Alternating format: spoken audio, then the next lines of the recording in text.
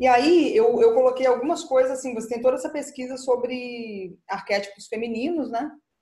E principalmente arquétipos femininos, como você chama, nativos? Seria uma boa palavra?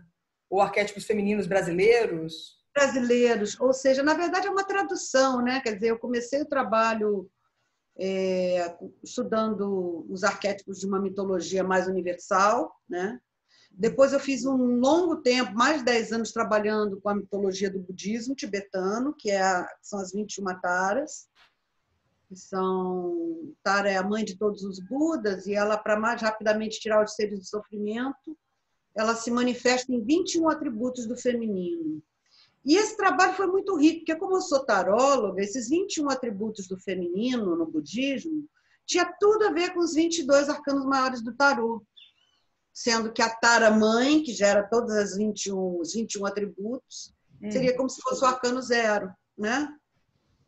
E então tem essa questão assim do feminino. O feminino nasce de um vazio luminoso, né? Essa possibilidade de reinventar o mundo, de gerar o mundo, que é linda, né?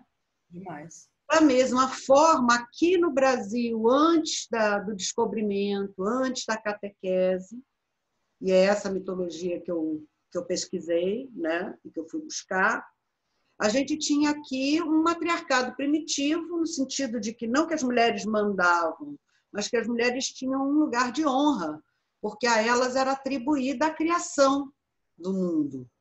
Depois é que vem essa história de que a criação é feita pelo Tupã, vem toda uma mitologia indígena que já é totalmente influenciada pela colonização, pela catequese. Mas antes disso, a deidade primordial era Si, que é a grande mãe brasileira, e que é um ventre luminoso que gera todo o universo, estrelas, sóis, luas, aquela loucura toda maravilhosa, né?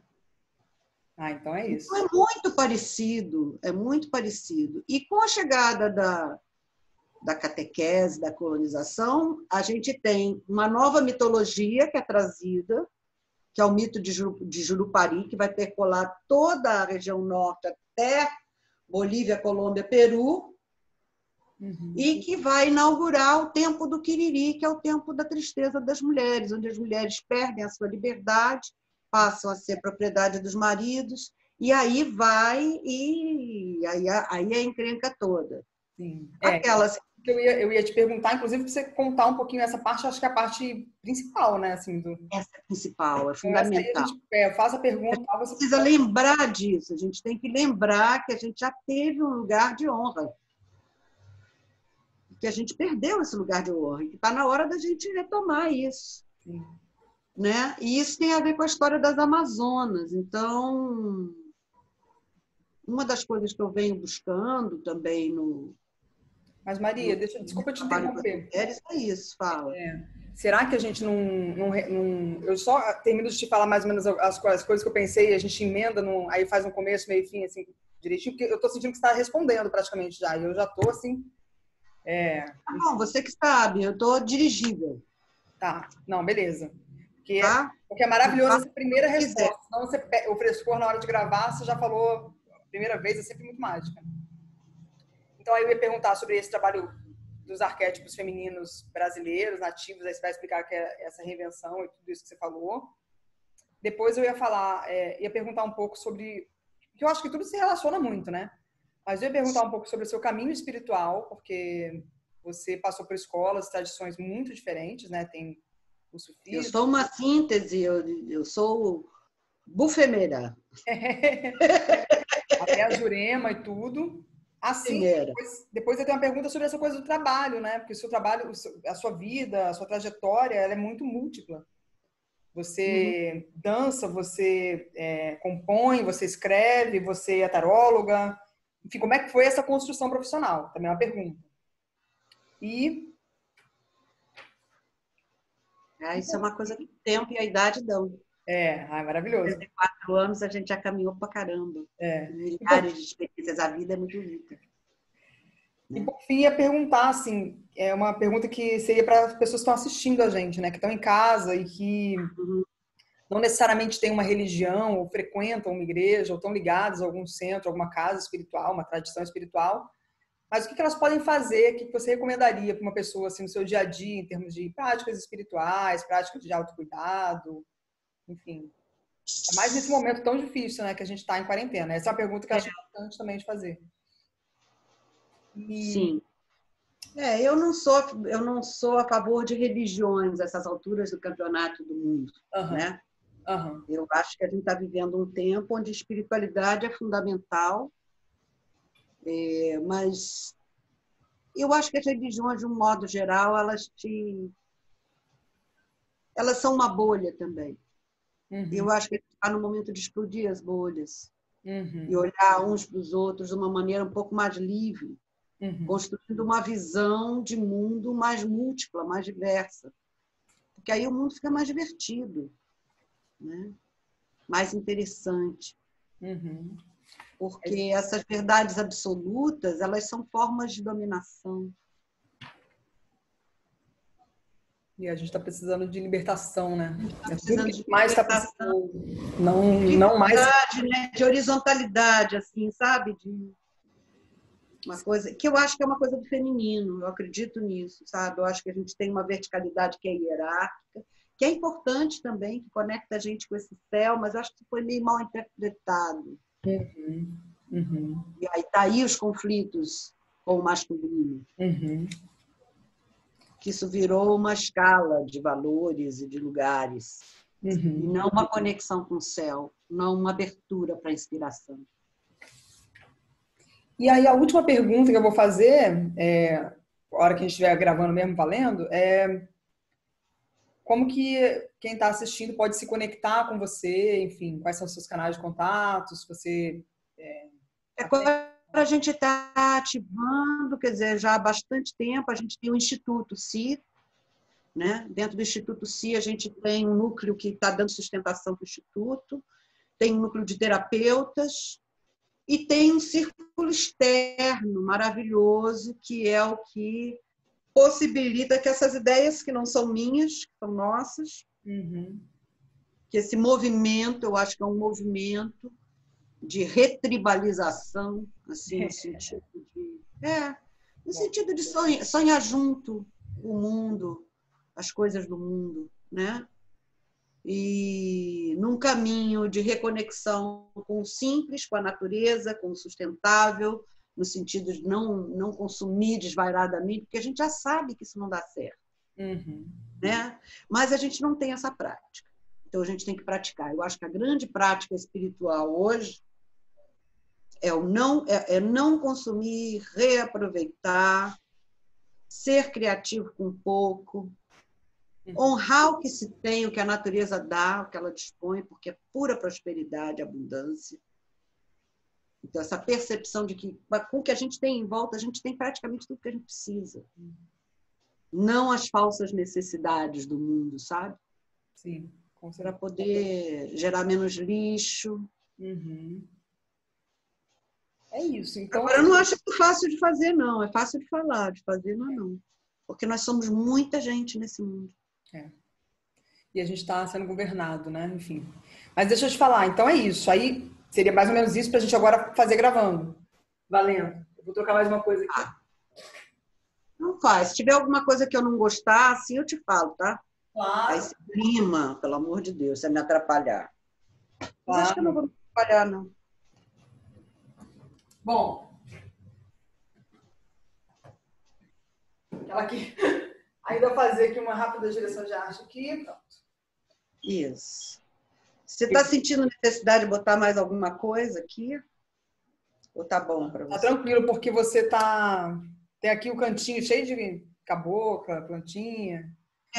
Sua roupa também é colorida, o sofá, então tá colorido. Tá bom. Tá? Então é isso. Aí bom, se o Zoom pedir para encerrar, que tem aquela história do tempo, aí eu abro outro. Aí você abre outro. Eu mando um linkzinho pelo... Não precisa nem abrir, sabia? Exatamente. Então, eu vi você bebendo água, vou dar um gole aqui também. Eu botei um copo d'água aqui. Eu estou bebendo na garrafa, mas eu deixei um copo d'água se eu tiver que beber no É meu mais copo. bonito. Uma garrafa. Assim tá distinto, não tá? É, tá lindo. Pronto. Então tá, então gravando. Olá, Maria. Maria Xé, um prazer recebê-la. Salve, salve, querida amiga. Então, essa aqui é uma série de conversas que eu tenho feito com grandes amigas, mulheres inspiradoras, que muito me ensinam no meu caminho e que eu gostaria de compartilhar com vocês um pouco desses aprendizados. Então, Maria, você que tem uma trajetória super diversa, com muitas estradas, trilhas e sendas, queria que você se apresentasse primeiro, para quem não te conhece. Então, eu sou a Maria e tenho um nome enorme, porque eu gosto de nomes. Maria, Lala, Si, Axê. Né? E às vezes eu ainda boto um tupinambá assim, para completar o meu nome, né? E ele tem a ver com essa trajetória múltipla que você fala, porque eu acho que vai desde o meu nome de batismo aos meus caminhos, né? Aos muitos encontros e caminhos e desenvolvimentos que a gente vai tendo. Eu estou com 64 anos, e aí, nesses 64 anos de vida, a gente fez tantas aventuras e elas se constituem, inevitavelmente, né? Então, do mesmo jeito que eu tenho muitos nomes, eu tenho muitos caminhos. Eu digo que a minha cabeça é budista, que o meu coração é sufi, que meu ventre é juremeiro. E eu sou essa síntese, essa misturada, né? E acho bonito ser assim, acho bonito honrar cada passo do caminho, honrar os mestres que me ensinaram nas diferentes tradições. E dentro disso eu fiz a minha síntese, e quando eu faço a minha síntese, eu me arrisco a escrever, a compor, a coreografar, a traduzir a minha experiência de vida numa linguagem que possa servir para as pessoas experimentarem um pouco do que eu sei hoje. E é muito gostoso quando eu consigo fazer isso, assim, quando eu consigo tocar o coração das pessoas e fazer com que elas se interessem pelo próprio caminho também, porque no meu trabalho com os grupos de mulheres, porque eu não peguei um exemplo pronto, eu não peguei um sistema pronto, né? Porque a gente tem muitos grupos de mulheres, né, que são super interessantes. Mas aí a gente tem as bruxas lá da Inglaterra, a gente tem o sistema dos xamanismos importados, e eu acho que é bonito quando a gente inventa o próprio sistema. Na verdade, não é exatamente inventa, porque a gente bebe nessas fontes de ancestralidade, na história da humanidade toda, né? Eu me sinto trazendo um pouco da sabedoria da humanidade toda, né? Que a gente tem, cada um de nós tem todos esses registros, na verdade. Como eu trabalho com tarô, a minha conexão com o inconsciente coletivo e a minha capacidade de ler os símbolos que estão disponíveis o tempo todo, que a cada dia, né, eles se manifestam de um jeito. Então, a vida é um grande livro, né, para você ler e interagir com ele, né? Dar respostas também. Você também é parte do livro, né? Você está lendo e você está sendo o livro da vida, né? E aí, Maria, você tem esse trabalho longo, né, com mulheres, como você disse, há mais de 20 anos. E quando eu te perguntei qual seria o tema, né, enfim, que título que a gente dá para essa nossa conversa, você falou algo como uma tribo de mulheres pensando um novo normal pós-pandemia. Então, eu queria que você explicasse um pouco de onde vem essa temática, né? Porque eu acho que a gente está vivendo um momento muito difícil, muito assustador, um momento onde a humanidade da gente está tendendo a ser, tendendo não, nesse momento bastante esterilizada, né? Muita máscara, muito álcool gel, muita asepsia, distância das pessoas, não pode beijar, não pode abraçar, não pode dançar, não pode dar mão, né? E possivelmente isso fique durante muito tempo. E aí eu percebi que eu que achava que ia ter muito tempo, agora com a quarentena, dentro de casa, minha primeira reação foi ir para o mato, foi a melhor coisa que eu fiz.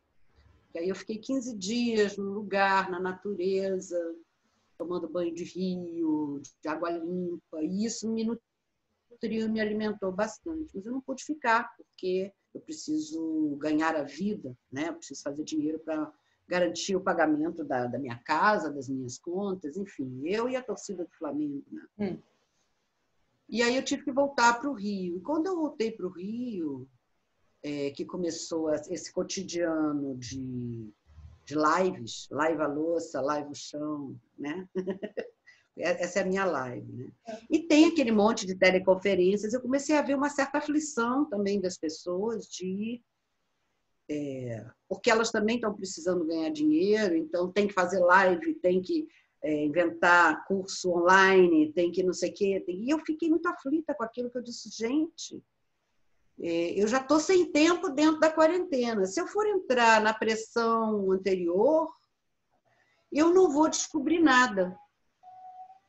Quando eu sinto que esse vírus veio para colocar a gente num processo mais imersivo de desenvolvimento interior, para encontrar uma resposta do que pode ser esse novo normal, de como pode ser esse novo normal. E aí, assim, mergulhando nisso, eu começo a perceber que é uma volta ao simples. A necessidade.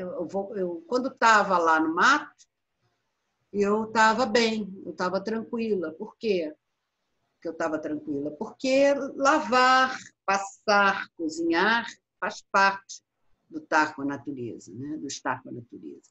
Faz parte do feminino, no seu aspecto mais simples. Eu não estou dizendo que é só isso, tá? Mas eu acho que a gente desvalorizou essa simplicidade, de uma certa maneira. Né? Como se a gente tivesse que ir para esse mundo tão tecnológico, tão cheio de extensões, né? A extensão do carro, a extensão da internet, a extensão não sei o quê, e que a gente vai se afastando de si um pouco. Né? E aí fiquei com isso na cabeça, ainda estou com isso na cabeça. Eu comecei também, por conta da dificuldade, eu trabalho lá na Maré, né, no Complexo da Maré, com as mulheres lá. E tem uma realidade social muito dura ali, que a gente precisa... Não tem como você se alienar disso e ficar numa bolha. Então, eu fui fazer campanha de cesta básica para eles. Aí entrei em contato com os índios Funiô, que são juremeiros, né? Eles trazem a ancestralidade da Jurema Sagrada com eles. E percebi que eles estavam sem água. Imagina ficar sem água na pandemia. Aí comecei uma campanha para levar caminhão-pipa lá para o Uricuri, que é o lugar de práticas rituais deles. E foi legal, foi muito bom fazer essas campanhas todas e estar junto, né? Sentir que a gente é potente quando se junta. Porque eu não fiz isso eu, Maria, eu fiz isso em campanha com um monte de gente, né? Se mobilizando para isso, né? Então, essa percepção de que a gente é muito forte frente aos desafios que a vida coloca, que a gente tem as respostas e que elas não são complicadas. E a ideia da tribo de a ideia da tribo é porque eu acho que a gente ainda tem uma coisa muito separadinha, esse conceito da bolha, eu acho que ele resume bem o que a gente vinha vivendo antes da pandemia. E com a pandemia, a bolha agora ficou assim, com uma espessura grande. Né? E eu acho que para furar essas bolhas é quando a gente ama o próximo. Sabe essa coisa do ama o próximo como a ti mesmo? Mas não como uma coisa... Ama o próximo é realmente para perceber como é que o outro está, se colocar no lugar do outro, que é a prática da compaixão. Né? E aí é incrível, porque a impressão que eu tenho é que você dissolve a bolha, você resolve o problema do outro e você se resolve. enquanto potência. Uhum.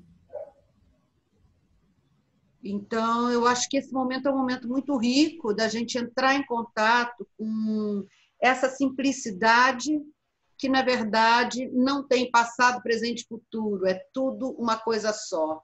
Na verdade, eu acho que é um desafio de ir além do tempo. Uhum. Construir essa vida nova, né? Construir esse futuro que é agora. Sim. Que é o passado também. Uhum. Sabe? E nesse... É uma ruptura. Total. E esse seu trabalho com mulheres, né? Que você fala da tribo de mulheres, o que forma? Quais são as bases desse trabalho? Você já falou um pouquinho, mas eu queria que você falasse um pouco mais, porque o seu trabalho com mulheres é bem diferente do que a gente conhece. Eu tenho um livro, né, que eu escrevi, chama-se Juremar Yaci Waruá, que significa o Lago do Espelho da Lua. Esse lago incrível é o Lago das Amazonas, né? E como é que a gente chega assim, né, nesse arquétipo incrível dessas mulheres corajosas, né, que são as nossas Amazonas?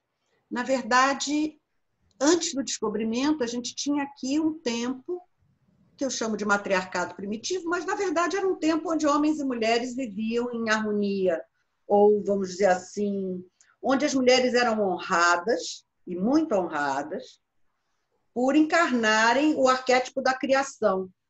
Não se fazia, como em outros matriarcados primitivos, não se fazia uma relação direta entre o ato sexual e o momento do parir uma criança.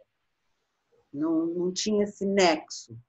Então, o que acontecia é que as mulheres, num dado momento, paravam de sangrar e daí a 9 meses elas geravam um outro ser humano. Não pode ser mais mágico, né? Uhum. Então, elas eram olhadas como a encarnação do mistério, né? Como alguma coisa incrível que gerava outro ser humano, ou seja, gerava a si mesmo, inclusive, né? Então, Si, que é assim o nome da grande mãe brasileira, né? Era um ventre luminoso da onde todo o universo era gerado. Então, Se parece que tinha ela espiralava os quadris, fazia uma dança louca, estática, assim é o mito, né? E paria sóis, estrelas, insetos, árvores, rios, frutas, pássaros, onças, enfim, tudo, né? Todo o universo criado. Olha que coisa mais linda, né? E isso era um grande arquétipo feminino. Então, não era um deus, era uma deusa. Vai virar um deus com a chegada dos europeus aqui, com a catequese, com o descobrimento, né? Mas até esse momento, esse feminino era exaltado. E as mulheres eram felizes, porque os filhos eram criados pela tribo. Entende? Esse eu, sabe? Essa coisa egocêntrica. Uhum. Não tinha, né? Todo mundo era parente. Como nos índios ainda tem muito isso, você sente muito isso ainda nos índios. Mas você vai ver uma diferença muito grande entre os homens e as mulheres de uma tribo hoje. Sim. As mulheres são poucas as que têm um lugar de destaque, e mesmo essas isso é um processo ainda muito recente. Uhum. Né? Arruxarro, as mulheres pajés, as mulheres caciques e tal, é uma coisa meio recente, né? Que já é um resgate de um espaço que a gente perdeu e que está sendo reconquistado aos poucos, né? Então, o que aconteceu foi o seguinte: com a chegada dos portugueses, vem também, é inaugurada uma nova mitologia. Chega junto o mito de Jurupari, que eles não dizem que é uma coisa europeia, eles dizem que é uma coisa daqui. Mas se você vê a história do mito, eu não tenho nenhuma dúvida de que europeus inventaram isso, porque estava muito complicado lidar com essa Si poderosíssima e pouco moral, né? Como é que você vai fazer uma analogia dela com Nossa Senhora, essa coisa que dança e vai parindo, né? É muito vital demais, né? para fazer uma analogia com a castidade da Virgem, vamos dizer assim. Uhum. Embora a Virgem não tenha nada a ver com isso, adoro a Virgem. Eu não acho que era virgem também. Então, aí né? é outra conversa longa. Né? É outra conversa longa. Mas eles tiveram dificuldade com essas coisas. Então, o mito de Jurupari é assim. Posso contar o mito? Claro. Nossa, que honra. Tentar contar resumidamente, né? O mito de Jurupari diz que Seiusi, que era uma índia linda, maravilhosa, come de um fruto proibido, de uma árvore proibida para as mulheres que estavam em período fértil. E aí, quando ela come esse fruto, o sumo da fruta escorre pelo corpo de si e ela engravida. Isso é muito comum também nas nossas mitologias, né? As mulheres engravidam do boto, do vento, né? do pássaro não sei o que lá, né? Por conta dessa falta de nexo com o ato sexual, né? E ela engravida, então, quando come esse fruto e dá à luz ao filho do sol. Então, você imagina que é um ser meio louro ou meio branco. E esse filho do sol é uma mistura de Jesus Cristo com Moisés, porque ele vem trazendo a nova lei. Olha E só. qual é a nova lei? A nova lei é que as mulheres passam a ser propriedade dos maridos, que as mulheres não podem mais cantar, as mulheres não podem mais dançar, e de preferência nem falar, porque diz que elas falam demais. Que elas devem se conformar em obedecer à ordem dos maridos, em cuidar das crianças, em fazer a comida e cuidar da colheita. Nossa, só tudo Os isso. homens, né? Os homens, os poderosos, então, vão continuar fazendo as festas e vão trocar. Eles tocam 3 flautas, você ainda encontra essas flautas rituais em várias tribos, porque o próprio mito do Jurupari depois sofreu várias mudanças. Ele começa como esse grande legislador, e quando essas flautas são tocadas na maloca, no dia de ritual, de festa, ele se manifesta, ele aparece. E cada vez que ele aparece, ele vem trazendo novas leis, tá? Opa, vai atualizando. É. É um E com congressivo. isso a dominação se estabelece, né? Depois, inclusive, ele fica sendo associado a uma espécie de demônio. Mas quando ele apareceu, ele não era um demônio, não. Ele era, assim, O filho do Deus sol. no céu, Jurupari na terra, entendeu? Esse mito percola ainda, se encontra, né? Várias tribos ainda contam essa história, principalmente na Amazônia. O que aconteceu depois? Si não podia ir nas festas, então ela nunca viu o filho. Aí dizem que ela ficou com muita saudade desse filho e um dia, como as mulheres têm uma natureza transgressora, ela se aproximou da maloca, o que era proibido, sob pena de morte. E quando ela se aproxima e chega perto da maloca, um raio fulmina, assim, e ela morre. E aí todo mundo chama o Jurupari e diz: Jurupari, tu que és tão poderoso, ressuscita tua mãezinha, olha o que aconteceu com ela, com o Seiusi, aqui, assim. Ele diz: não vou ressuscitar nada, porque ela vai ficar como um exemplo para as outras mulheres não transgredirem as leis. Nossa, que perverso. Mas, como ela é minha mãe, eu vou elevá-la aos céus e ela será, a partir de agora, a estrela mais brilhante da constelação de Pleiades. E dizem que de lá ela olha aqui o universo criado por ela e cuida de todos nós, à distância. Então, esse é o mito, né, do Jurupari. Você imagina que as mulheres não acharam muita graça nessa história toda. Elas não devem ter gostado disso. Não acharam 0 de graça. E aí aconteceu isso, que algumas mulheres que têm realmente uma natureza transgressora, sim, fugiram com suas filhas das tribos e encontraram um lugar no meio da Amazônia, próximo ao Rio Negro, próximo ao rio Inhamundá, e lá se estabeleceram em cavernas e resistiram durante muito tempo. Parece que eram mais de 10 mil mulheres e viveram muitos anos, tipo 7, 8, 9 anos, uma coisa assim. Então, é a nossa história, a primeira resistência feminista, né, no Brasil. Essas são as Amazonas. São essas mulheres que a gente conhece como as Amazonas, mas que eram chamadas as Icamiabas, que são as mulheres sem marido, ou Tepoimãs, que são as mulheres sem lei, ou mulheres loucas. Uhum. Que é como eles querem que a gente seja chamado. Exatamente. Eu adoro.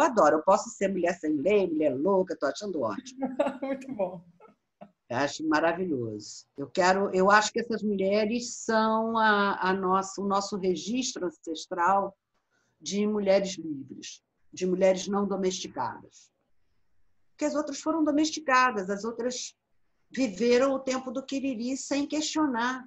O que é o tempo do Quiriri? O tempo do Quiriri é o tempo da tristeza das mulheres. Olha que horror. É o que vem depois dessa... Depois da instalação do mito de Jurupari. Uhum. Que coincide com a época do descobrimento, com a catequese, com a chegada dos europeus. Uhum. E as mulheres foram destronadas desse lugar sagrado. Isso é que é importante. Uhum. Né? Então, quando eu fui trabalhar com o sagrado feminino, eu fui buscar um pouco desse sagrado feminino aqui, nas nossas tradições. Né? Fundamental. Eu me incomodo um pouco, assim, quando eu vou em círculos. Eu não sou de frequentar muito, exatamente por causa dos meus incômodos, né? Uhum. Mas eu acho tudo muito igual, assim, muito... Não, nada contra saia, eu uso saia, mas é um saião, é a florzinha, é aquele tambor que ele é... É legal aquele tambor, não sei qual é o nome dele, mas é um tambor que é um tambor meio americano, talvez nativo americano. Americano, é. E eu adoro cultura afro-brasileira, afro-indígena, então, assim, pra mim eu já quero um atabaque, entendeu? Uma maraca. Eu não aguento aquele tambor, assim. Eu teve uma época que eu queria mandar fazer tambores de cabaça, que são lindíssimos. Eu tenho um. Uhum. Posso até te mostrar, olha que bonito. Quero ver. Que mulher, né? Mostrar para as mulheres aqui o meu tambor, olha que bonito. Que lindo. Nossa, é uma cabaça. É uma cabaça, tá vendo? Parece um peito, tá vendo? Demais. Nossa, eu nunca tinha visto uma coisa dessa. É um Aí, peitão. Uma amiga minha pintou para mim, né? E tem um som maravilhoso. Uhum. Mas tem muitas coisas assim que são muito femininas também, né? E que a gente foi perdendo um pouco a conexão com esse sagrado feminino. As maracas, por exemplo, né? O cabo que... Essa aqui é da Colômbia, tá vendo? São sementes, tá vendo? Você tem uma dessa? Eu tenho uma que a minha mãe me deixou. Agora eu vou pegar a minha também, peraí. Pega a sua aí.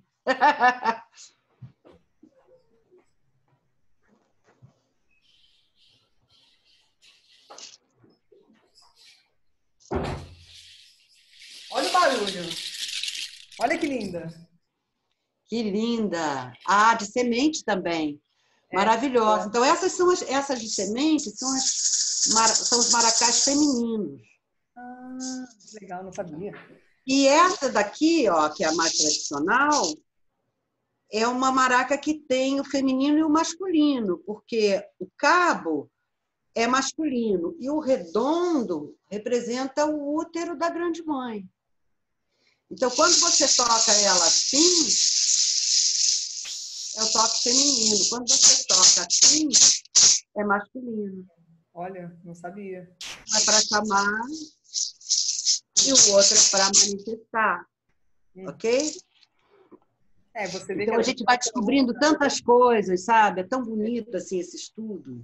É uma outra pesquisa, né? Assim, eu estou participando de um grupo de mulheres durante a quarentena. A gente está lendo Mulheres que Correm com Lobos, que eu já li uma vez, a gente está lendo de novo, né? Quer dizer, eu estou lendo de novo. Mulheres que Correm com os Lobos. E é maravilhoso, né? Então eu fico pensando assim, imagina toda essa pesquisa voltada aqui para as nossas histórias, os nossos mitos, né? Porque eu tenho certeza que a Clarice É estivesse aqui exatamente isso. Eu acho que o livro da Clarice Pinkola tá dando uma cortadinha agora na sua imagem. Ela, para mim, é uma inspiração. Sem dúvida nenhuma, eu fiz. E os grupos de mulheres todos recebem essa influência, né? Do trabalho da Clarissa Pinkola, do trabalho da Janshinoda Bolen, que é uma analista indiana que trabalhou muito com esse A Deus e a Mulher, ela tem livros chamados assim. Né? São precursoras desse trabalho de pesquisa interna, né? De descobrir esse sagrado em cada uma. São mulheres muito inspiradoras. E depois teve uma proliferação assim do trabalho com o divino feminino, que é bacana, porque mostra a necessidade disso estar no mundo, e a gente está vendo as mulheres ocupando seus espaços, né? E eu acho que isso é importante para o mundo. Mas eu acho que a gente não pode perder essa conexão com o ventre, com o profundo, com o misterioso. E eu acho que quando a gente vai assim numa receita meio pronta e vai na repetição, a gente perde um pouco isso. De qualquer maneira, eu acho que a gente avançou muito. Muito. Sim. Em todos os grupos, seja lá do que for, o simples fato de parar para pensar na necessidade do tal do empoderamento feminino, eu já acho que vale a pena. Sim. E dentro disso, eu queria que você falasse um pouquinho do seu caminho espiritual, porque você falou também já, mas passando, porque você, né, é o sufismo, é o budismo, é a Jurema, é o tarô. Como que isso também contribui com o seu trabalho? Assim, o meu caminho espiritual começa com tarô, porque eu sou filha de uma taróloga maravilhosa, que é a Vera Xê.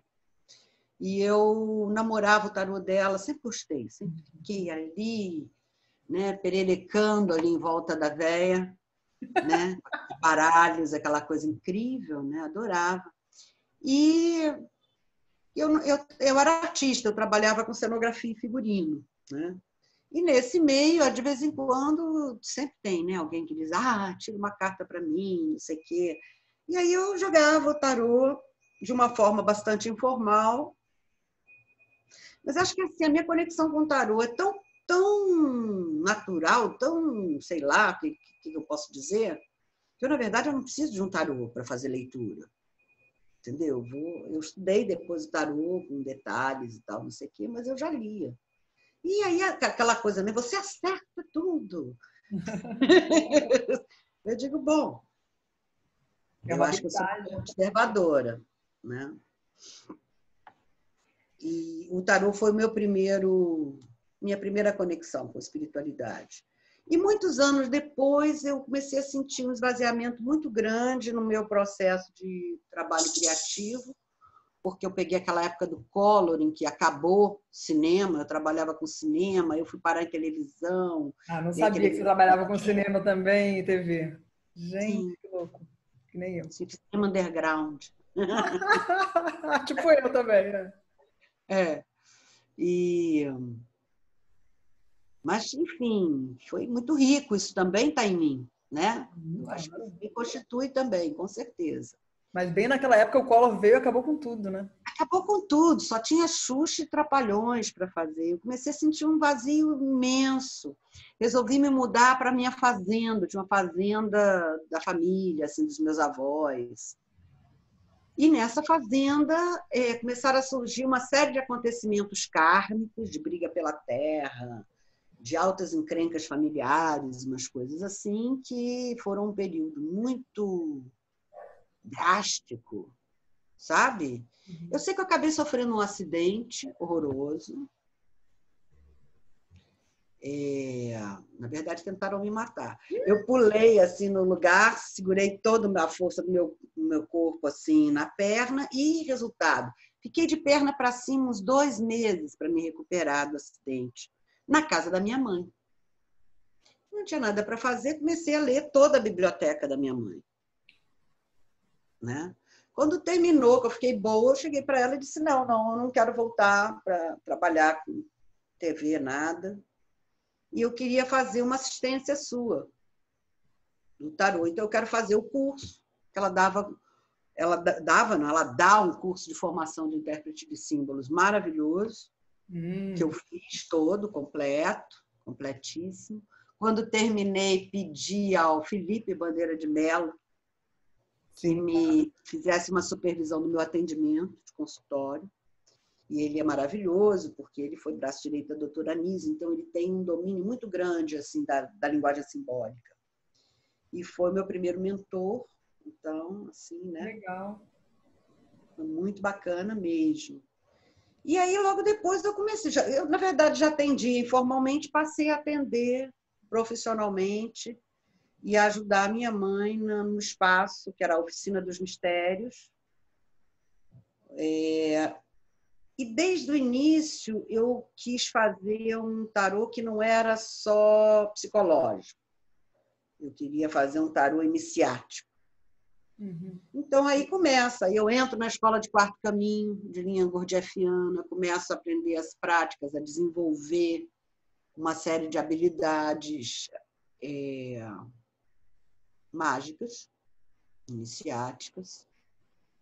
Isso depois me leva a um trabalho com a dança, com a meditação em movimento. Aí isso me leva ao sufismo, né? Aí eu começo um trabalho com as respirações, com as caminhadas meditativas, com a incorporação de energias. E aí desenvolvo meu primeiro trabalho criativo de síntese autoral, que são as danças do tarô. Um parêntese aqui. Eu conheci a Maria fazendo parte de um festival de danças da paz que você fazia. Eu te conheci antes, mas participei desse festival. E as danças do tarô são qualquer coisa, gente. É muito... Elas são incríveis, porque você incorpora o arquétipo, né? Você vive o arquétipo no corpo, não é uma tese. Né? E a partir daí eu fui desenvolvendo todo o meu trabalho assim. Autoral, né?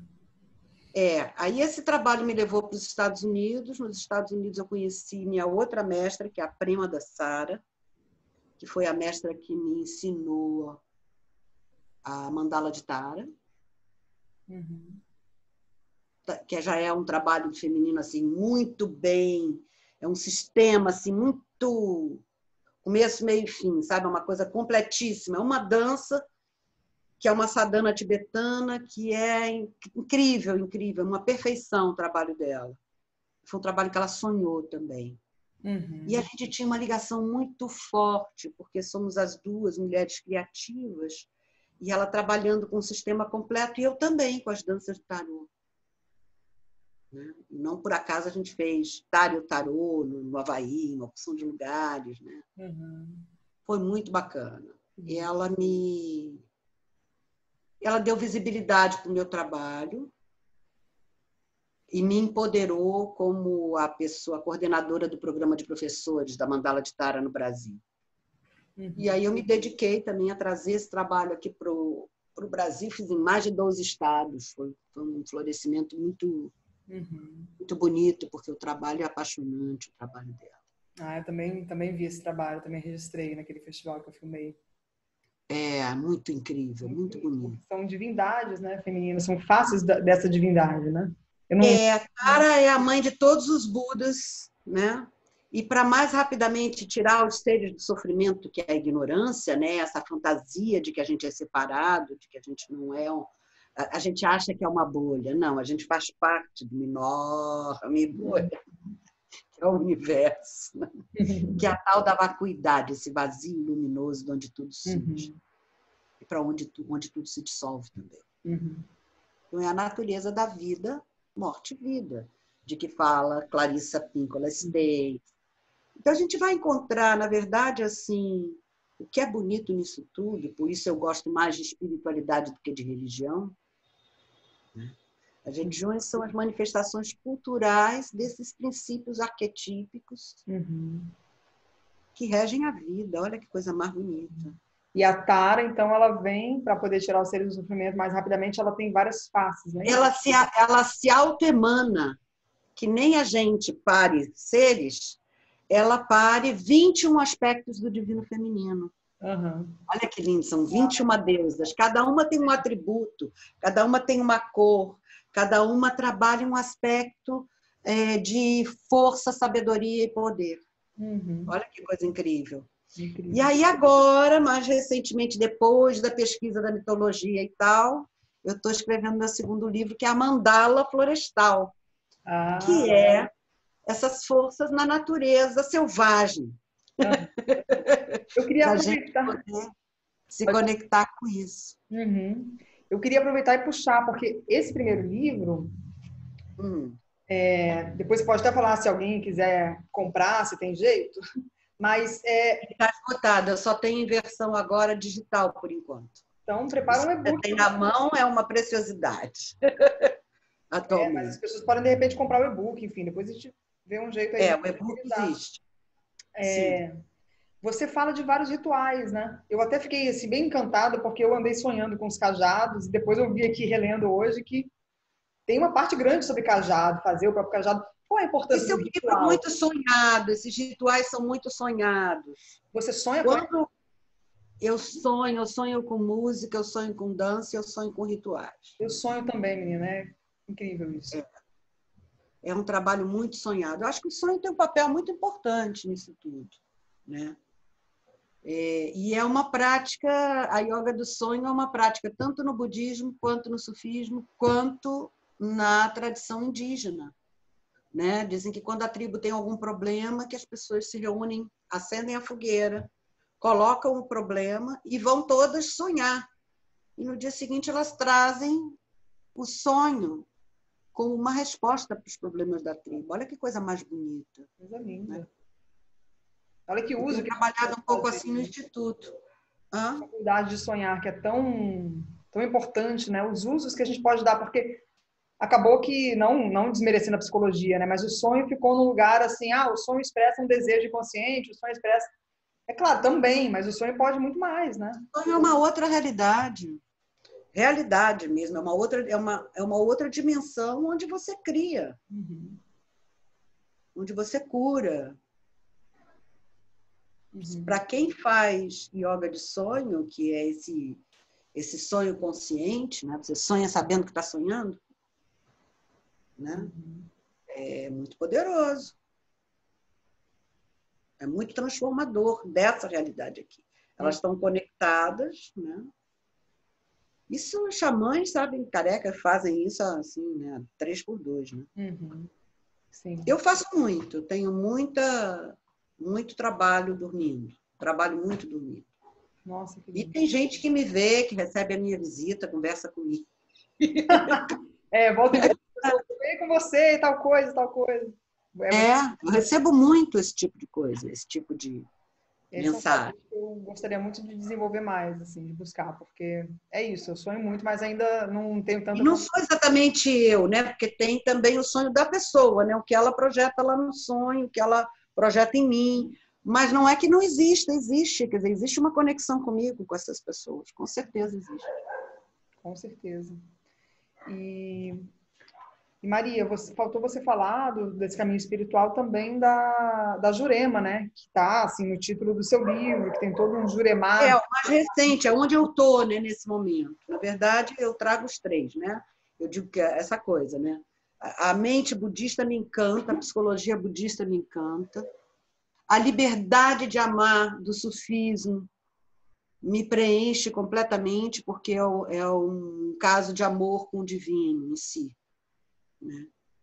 Então, uma coisa de muita completude, de muita plenitude. Né? Eu acho lindo aquele símbolo do sufismo, que é um coração com asas. Né? E que me fala disso, né? Porque nós mulheres, né, somos criadas para o outro, né? Quer dizer, você só vai estar completa quando casar com um homem, quando encontrar a sua cara metade, quando não sei o quê. Eu tive o privilégio de viver um grande amor nessa vida, né? Fiquei viúva há 3 anos, de uma relação de 18 anos, assim, de muito amor, mas eu estava inteira em mim mesma. Eu acho que só por isso que apareceu o grande amor, inclusive. Porque não tinha uma demanda de que o outro vai me completar, eu já estava completa. Uhum. Então, o sufismo fala que o grande amor é o amor pelo divino, o amor por esse sagrado, o amor por cada aspecto. Por exemplo, quando a gente fala nas faces de Tara, são aspectos nossos, né? Então, sagrado feminino, divino feminino, né? O que é isso? É um caso de amor com os seus aspectos mais elevados, né? E quando você se apaixona por essas faces do divino em você, você fica muito potente, né? Porque você percebe que você está inteira. Uhum. Né? Por isso é que eu consigo fazer tudo que eu faço. Cantar, dançar, sapatear, escrever. Mas a Jurema, e como que a Jurema chegou nesse caminho? A Jurema foi assim, eu fui fazer uma mandala de Tara na comunidade Unindo Corações, que é um lugar assim de fraternidade branca.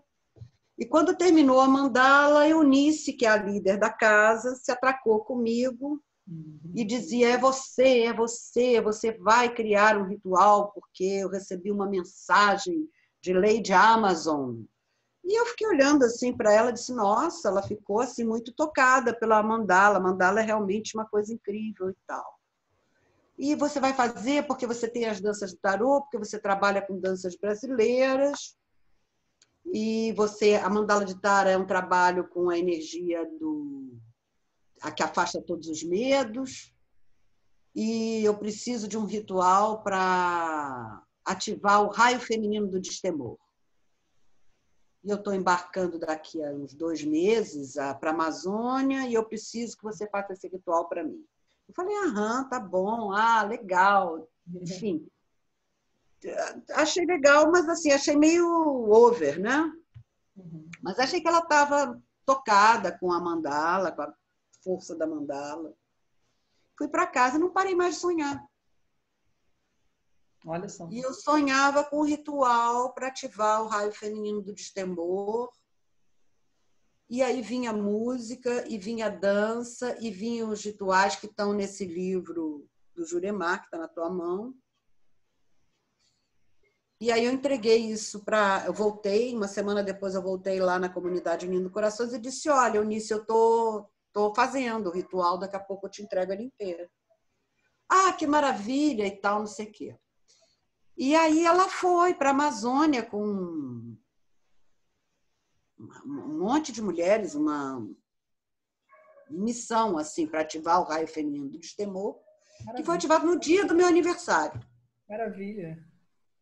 Ela não sabia, mas no dia 19 de janeiro daquele ano, eles fizeram o ritual completo lá na Amazônia, com as músicas e com tudo e tal. Ela conduziu. Um ano depois eu fui com ela, fazer junto com ela o processo todo. Mas, na verdade, quer dizer, ela tem uma linguagem muito diferente da minha, então ela fez isso tudo muito voltada para aquela linguagem dos mestres ascensionados. E, para mim, a coisa vinha mais root, entendeu? Então, quem vinha para mim eram os caboclos. E aí era muito engraçado, que a gente tinha um choque cultural, eu e ela. Porque eu chegava lá, ela me mostrava a Lei de Amazônia, aquelas figuras dos mestres ascensionados, que é uma coisa que parece um anúncio da Helena Rubinstein, com os olhos azuis. Eu ficava assim, apavorada com aquilo, entendeu? Porque culturalmente, para mim, aquilo era uma importação, era uma colonização, todo um julgamento, né, meu. E eu ficava assim, meio assim. Quando ela olhava o que eu estava fazendo, culturalmente aquilo para ela era um choque também. Então foi muito interessante, porque nós somos 2 mulheres muito poderosas, muito fortes, com histórias e estéticas e morais muito distintas. E o que eu posso te dizer é que ela é uma mulher importante na minha trajetória. E eu tenho certeza que eu sou uma mulher importante na trajetória dela também. Coisa maravilhosa. Coisa maravilhosa, né? A gente tem que ser igual, é isso, cada um vai partir de uma base. Não somos nada, não somos nem sequer parecidas. Sim. Engraçado. E não tem que uma desistir, né, digamos, do aspecto seu para poder... Não, fez um trabalho e pronto, depois cada um seguiu, né? Aí eu escrevi esse livro, e depois de escrever esse livro, Um dia eu estava lá em Pernambuco, fazendo o Pai Nosso em aramaico, Danças da Paz Universal, uma imersão, um retiro de Páscoa que eu estava conduzindo. E lá, e já existia o livro. Uma das mulheres comprou o livro, foi numa sexta, ela comprou o livro, no sábado de manhã, ela voltou e disse, olha, li o seu livro a noite toda. E você tem que conhecer Mãe Lúcia de Omideuá. Eu falei, por quê? Quem é a Mãe Lúcia de Omideuá? Ah, é a juremeira mais famosa da Paraíba, a mais poderosa. Caramba, já te levou no lugar. Aí eu falei, eu na época estava me sentindo com a minha energia meio não muito estável, sabe? Uhum. Mas eu tenho uma dificuldade assim de fazer trabalho com qualquer pessoa, porque eu pessoalmente cuido muito do meu campo. E aí eu achei bom assim ter uma mulher que não me conhecia para cuidar de mim. Eu disse, você pode, por favor, ligar para ela e ver se ela pode me atender? Porque se ela puder me atender, eu termino aqui ao meio-dia, eu vou para Paraíba fazer um trabalho com ela. E ela ligou para a Mãe Lúcia e disse, até que enfim, estou te esperando há não sei quanto tempo, nada de você vir aqui, e não sei o quê. Aí eu fui, aí ela me falou isso, que eu estava fazendo um trabalho da Jurema, uma Jurema contemporânea. Aí ela me explicou o que eu estava fazendo, que eu não sabia ainda direito. Uhum. Eu estava indo numa coisa criativa. Ela disse, tá, criativa até a página 2, tá? Na página 3 existe uma guiança da Jurema aí, né, alimentando o teu trabalho. E você precisa fazer uma iniciação. Porque você está conduzindo muita energia e muita força, e você precisa das bênçãos da Jurema para fazer isso. E aí eu fiz a minha iniciação, fiz o tombo da Jurema, né? Virei madrinha de Jurema. E eu falei para ela, digo, mas Mãe Lúcia, vai ser muito complicado, porque eu, por exemplo, eu não incorporo, não faço incorporação. A minha incorporação é toda consciente, porque eu tenho um treinamento de incorporação consciente desde que o mundo é mundo, né? Quer dizer, a gente incorpora consciente os atributos de Deus, a gente incorpora conscientemente a caminhada dos mestres, isso no sufismo. No budismo, a gente incorpora conscientemente os atributos de Tara, né? A gente é budismo tibetano, vajrayana, então a gente se transforma na deidade. Uhum. Então, todo o meu trabalho, não é que eu não incorporo, eu incorporo, mas eu incorporo sem sair do corpo. Uhum. Não entra, outro, entra. É diferente, é uma outra forma de incorporar. Né? Eu falava isso para ela, vai dar certo isso? Porque eu não acredito que eu vá incorporar. Pode ser até que aconteça, mas eu acho que eu vou continuar do jeitinho que eu venho me desenvolvendo. Se minha filha, a Jurema é sua, você faz o que você quiser. Ai, que bom. Mãe Lúcia é uma pessoa maravilhosa, porque ela me dá uma profunda liberdade e ela reconhece o valor do que eu estou fazendo. Ela não desqualifica pelo fato de eu não ser uma pessoa da tradição. Uhum. Eu sou uma pessoa das tradições. Né? Mas é assim que você reconhece um mestre, né, Maria? Eu acho que o mestre ele não quer ninguém ali no julgo dele ou seguindo o que ele Não, ela é totalmente isso, totalmente isso. Então, ela é minha madrinha de Jurema, e aí ela me pediu para dar nome para ela no meu Jurema, eu virei madrinha dela também. Dei o nome dela de Araci, a mãe da luz. Que lindo, que lindo. Então, é uma relação linda, linda, linda. Eu tenho profunda gratidão e admiração pela liberdade dessa mulher. Assim. Uhum. E, nossa, forte, né? Forte. E Maria, E hoje tem Juremar assim, Juremar que acontece assim regularmente, pelo menos 6 estados. Do Juremar e Aciuaruá, nessas bases aí que está no meio. uhum, sim. E aí são o quê? São grupos? São vivências, 2 dias, 3? As mulheres vão... As mulheres vão, quando eu estou, a gente propõe um tema para se trabalhar, faz os rituais relativos àquilo. Agora, com a mandala florestal, a gente tem feito várias coisas. E com essa coisa da pandemia, o Instituto ficou muito forte, porque por conta das campanhas sociais e porque a gente está estruturando o Instituto para fortalecer essa tribo. Então, agora vai ter, como se fossem... Todo esse material que antes estava tudo em livro, agora vai ter ele online, para as diferentes lideranças poderem desdobrar os Junemares. Que legal, que lindo. Eu fico muito feliz, porque aí a gente começa a falar uma língua que é a língua da gente, que é a língua dos caboclos, né? Sim. E nós somos esse pote, esse caldeirão cultural de brancos, pretos, vermelhos, né? E eu acho que, nesse sentido, o Brasil é muito, muito rico. Com certeza. Eu sou da Umbanda, né? Por isso que eu gosto também da Umbanda, porque a Umbanda, estava até ouvindo o Luiz Antônio Simas, aquele historiador, escritor, falando esses dias, ele falou, a Umbanda tem um compromisso com a luta contra a intolerância religiosa e a questão da diversidade, porque quer coisa mais diversa que a Umbanda, porque na Umbanda tem caboclo, tem preto velho, tem cigano, povo do Oriente, tem tudo, né? Então, assim... E a cultura imaterial brasileira, né? A Umbanda é brasileira, ela não é uma... Criada no Brasil, né? Criada no Brasil, é como a capoeira. Criada não, acho que recebida, né? Acho que essas coisas não são exatamente criadas, mas enfim. Eu achei que estava criando também, não estava exatamente. Exato, Misturado, eu acho que é misturado. Para quem assim não tem exatamente um caminho espiritual, não é ligado a nenhuma tradição, ou mesmo não tem uma prática, né?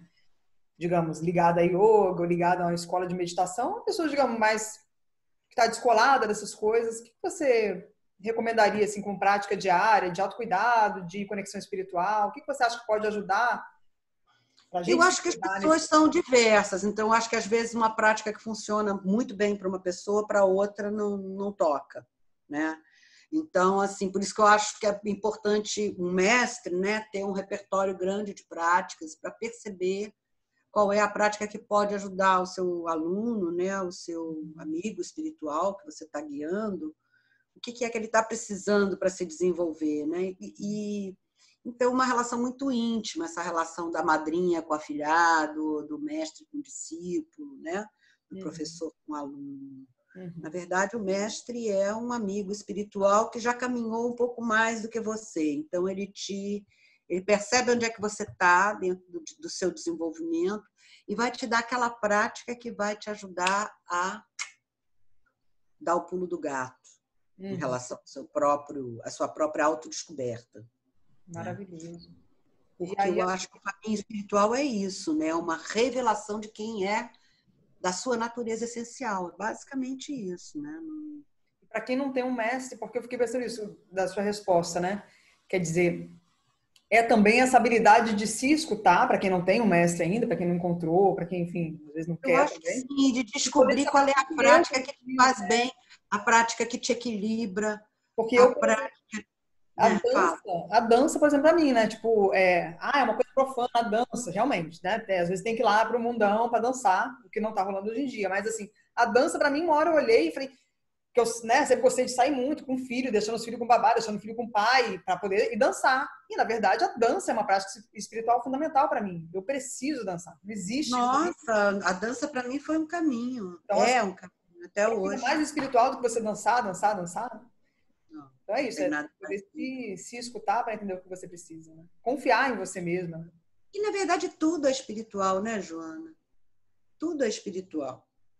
Uma pessoa espiritualizada é uma pessoa que sacraliza a relação dela com tudo, com a comida, com o filho, com o banho, né? Uma pessoa que vê Deus em todas as coisas.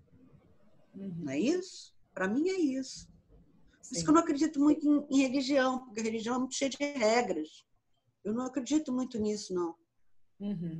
Eu acredito que sabe a flor de lótus? Que é um símbolo fortíssimo, né? Que vem lá da lama, não sei o quê, e aí ela desabrocha em cima. Eu acho que tem muito a ver com isso, tem a ver com todos os percalços que você passa pela vida, todas as dificuldades, e com tudo que você aprende com a habilidade de lidar com essas dificuldades. Aí isso vai fazendo você ficar cada vez mais forte, mais bonito, mais compassivo, mais sabido. Então, assim, se você não tiver mestre nenhum, a melhor mestre é a vida. Não é verdade? Ela é a grande iniciadora, né? Agora, eu tenho muita reverência pelos mestres que eu tive. Eu aprendi muito com eles e eles me constituem. Eu digo para as pessoas, olha, ter um mestre é muito bom. Viu? Eu tive muitos e muito bons. Tenho. Também tenho, também ligada nisso. Com certeza. Alguém que está um pouco mais à frente, realmente, o que você falou, porque assim, a gente... alguém que está checando o seu ego, entendeu? Quando você começa a ficar muito muito cis, o mestre vem e diz assim, eu quem? Como é que é? Entendeu? Aí você diz, meu Deus, que estou sendo ridícula. Para, né? Que bom. Então, essa checagem, esse espelhamento que o mestre faz e te mostra como você está escorregando ali, pisando, entendeu? Eu acho... Porque se for um mestre mesmo, ele faz isso de uma maneira muito amorosa, né? Ele não faz a partir de um julgamento, ele faz no sentido de trazer a tua presença, de despertar você para o que está rolando. Uhum. E aí é uma economia de vida fabulosa. Muito bom. Então é isso. Não dá nem vontade de parar. Se deixasse, ficava aqui. Eu queria... Eu estou tão feliz de estar conversando essas coisas com você. Não, é precioso demais. Você é uma mestra para mim. Eu sou muito grata e assim, quero mais. Nós todos somos mestres e discípulos um do outro. Eu aprendo muito com meu filho. Muito, muito. Eu também. Minha mãe aprende muito comigo. Então, assim, nós todos temos esses dois, assim como a gente é humano e divino, né? Uhum. E isso é que é bom, né? Porque imagina aquele ser que é só luz. Luz. Não, esses aí eu não aguento. Saco, né? Pelo amor de Deus. Dá vontade de falar, acorda! Não, para. Não dá. Ainda mais nesses tempos, né? Que a gente tem tanto tempo. Isso. E Maria, que bom, ser humano. Ser humano é muito bom, com todos os seus lados. Quando ele capricha, quando ele se trabalha, é maravilhoso. Quando o divino se revela nele, é muito bonito. É muito bonito.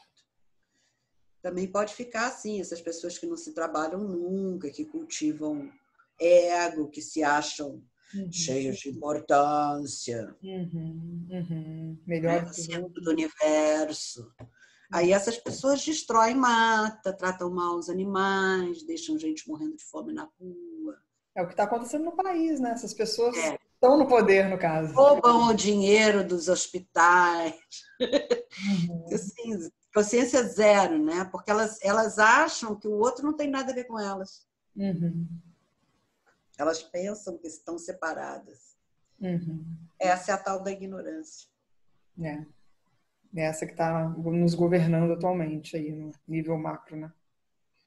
Eu acho que não é só ela, isso existe também, mas eu acho que tem esse outro lado. Eu diria que dias mulheres virão e que as coisas...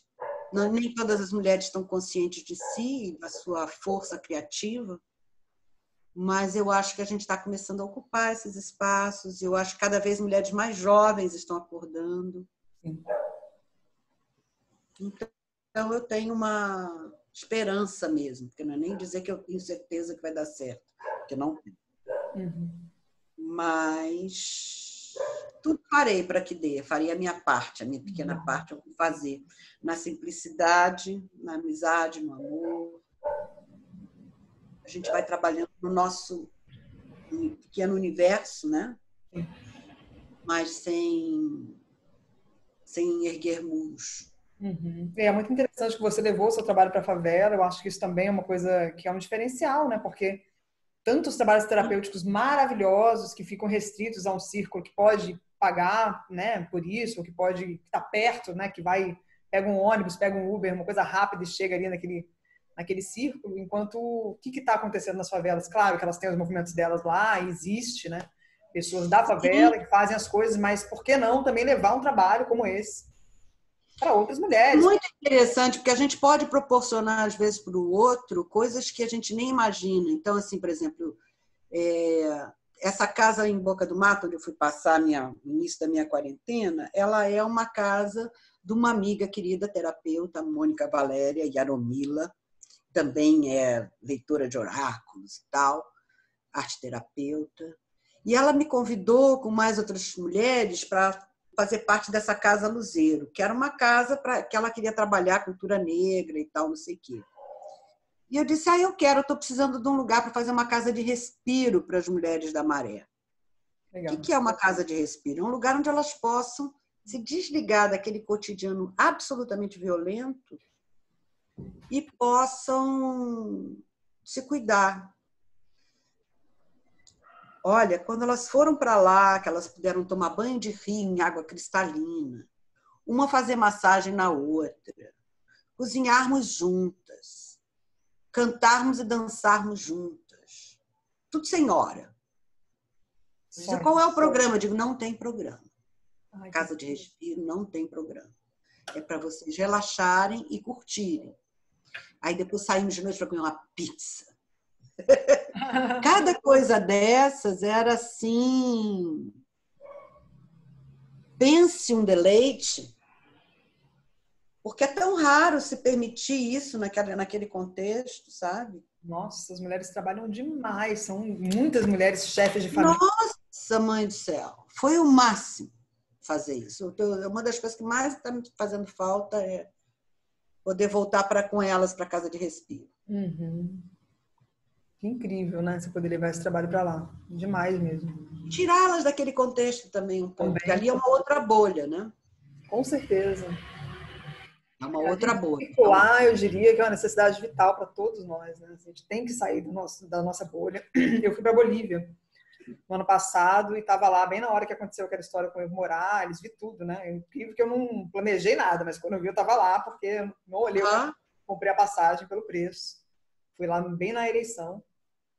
Isso me alargou de um tanto. Assim, eu conheço o Brasil quase todo, trabalhando com cinema, viajando, documentário, cresci no Mato Grosso, sou também assim, né, família nordestina. Mas realmente a Latinoamérica eu não conhecia, né? Assim, só tinha ido ao Chile. E a Bolívia já me fez assim, tchá, né?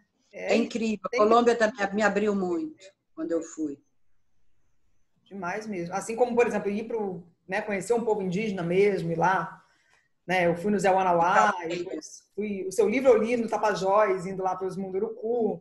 Olha que legal. Eu li ele no barco, aí vendo falar sobre o Muiraquitã, sobre todas as lendas, né? Navegando no Rio Tapajós. Falei, gente, não tinha melhor lugar. Que legal. E Maria, você realmente está junto comigo em momentos assim especiais. Para quem está assistindo, assim, quer se conectar mais com você, onde que te encontra? Então, eu tenho um site, que é o www.estudiomariaxê, tudo junto, assim, tem 2 A's, mariaaxê.com.br. Ali tem, assim, um pouco do meu trabalho. E tem a conexão comigo, né? Tem um Facebook, que é o Maria Lala Si Axê Tupinambá, né? Posto os negócios lá. E aí, a pessoa querendo se conectar de uma forma mais engajada, a gente tem agora a gente não está fazendo Juremar, né? Mas, mesmo assim, a gente tem um grupo que é no WhatsApp, que são as Juremeiras Brasil, que é um grupo onde a gente faz rituais, periodicamente. Então, por exemplo, agora, dia 20, entrada do inverno. Então, a gente tem um ritual de consagração de um colar de sementes, por exemplo. Que são as sementes que a gente quer plantar e tal, aí a gente consagra e vai acender o fogo do inverno, né? Uau. O fogo dentro de casa, o fogo nos nossos altares. Então, mais ou menos assim, dou uma conduzida para que a gente fique conectado umas com as outras. Porque nós somos mulheres natureza, mulheres árvores. Né? Ser um juremeira é ser uma mulher árvore, vamos dizer assim. Né? É resgatar essa conexão com essa terra que te dá suporte, confiar nisso, confiar que nós somos abundantes e que a gente abre para uma enorme copa para o céu que nos inspira e nos protege também.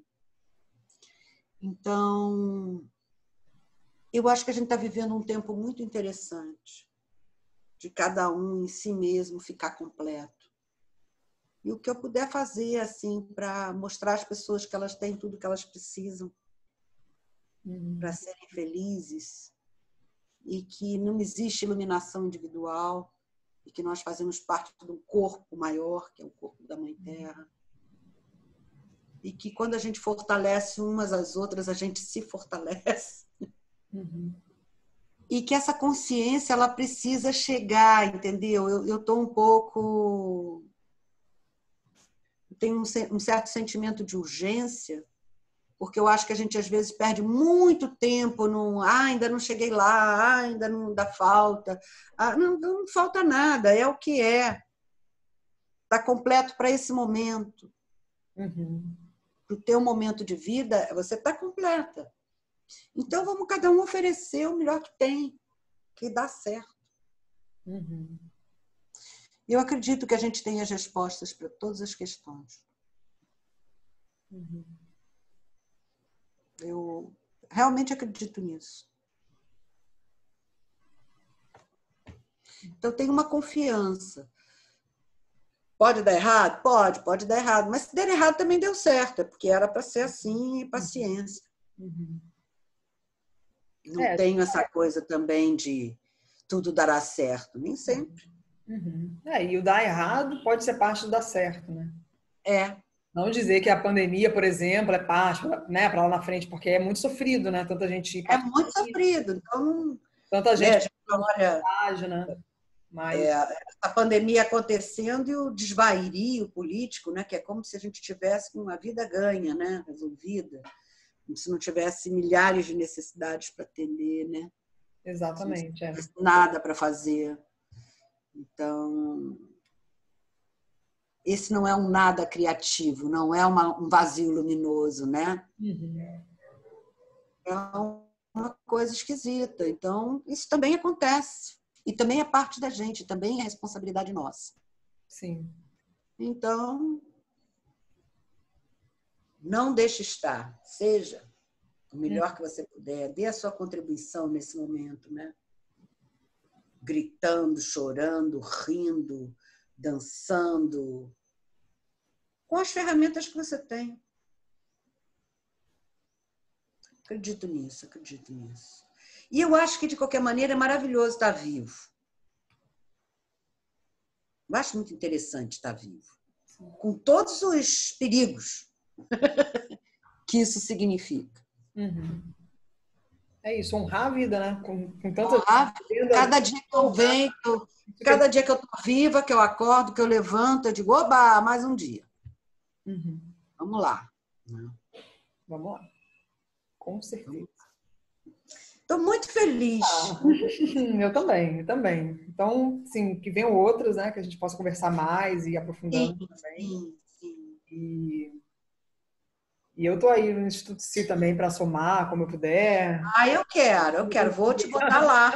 Você podia ajudar a gente muito no canal. Eu queria fazer um canal bacana, com conteúdos bacanas, em que a gente pudesse estar conversando essas coisas todas, sabe? Sim. E para mulheres e homens também, porque os homens também têm que trabalhar o seu sensível, claro, o seu feminino. Claro. Uma profecia guarani que diz que o mundo vai ficar maravilhoso quando se reunirem e estiverem prontos os homens lua e as mulheres sol. Ai, que lindo. É um trabalho alquímico, né? Sim. De integração. Então, a gente precisa perder o medo de fazer, de protagonizar, de dar um passo à frente. Né?